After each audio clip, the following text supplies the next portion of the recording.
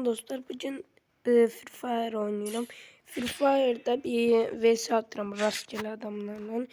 Ben seçeceğim, bir tane bıçak seçip bir tane de 8x seçeceğim.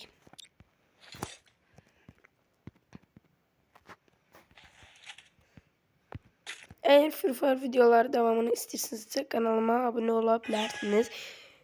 207 aboneyim. 210 abonede yeni video gelecek. Haydi öldüm. Birisi de çok yaxşı deyiləm. Deyə bilərəm. Oynayırıq dostlar. İkinci raundda. Direkt üstüne gidip bıçaq atmaq fikri. Rəşən bıçaq tək atır. Yəni çox silahla ilgili heç nə bilmirəm. Bəzi silahlar bilmirəm.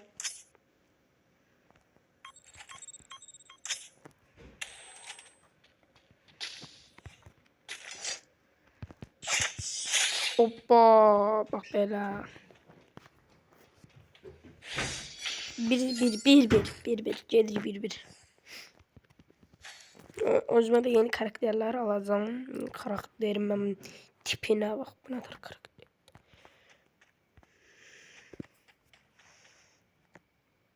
Eğer isterseniz yani 250 abonede şey eləyəcəm. Yani 200 abonem var bir dəqiqə. 207 abonem. 250 abonede video çəkəcəm bir tane. Takipçilerimle vs attığım video. Hayda öldüm.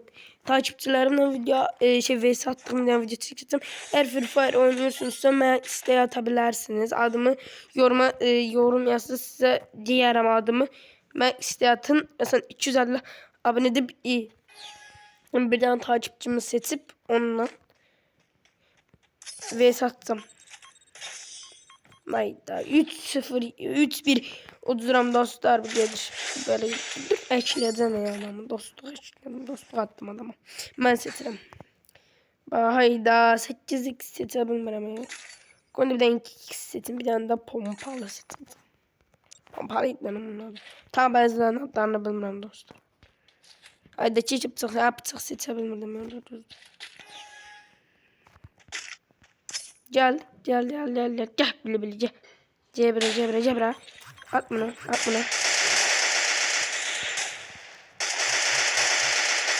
Hoppa 2 3 o 3 dümen içi. Udacağım onu.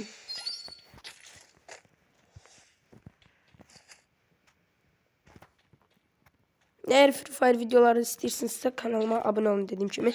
Ve 250 aboneye özel yorumlara adınızı yazabilirsiniz.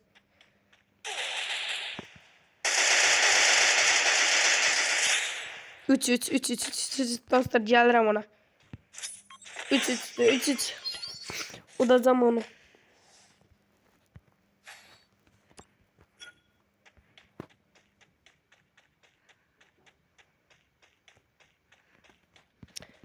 Ben seçerim. Yo seçer. Abi bir tane 8 seçti. Bir tane 8 seç. Beylat. At bunu. Dondu. Hayda 4 hayda 30 gram.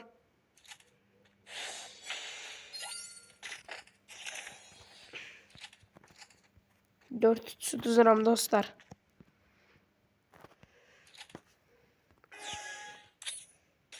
Hayda.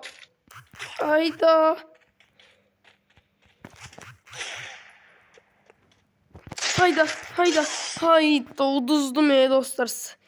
Sağ olun. Özünüze yaxşı bakın. Gördüğünüz kimi uduzdum. Eğer Free Fire videolarının devamını istiyorsanız size çəkə bilərəm. Özünüze yaxşı bakın. Sağ olun.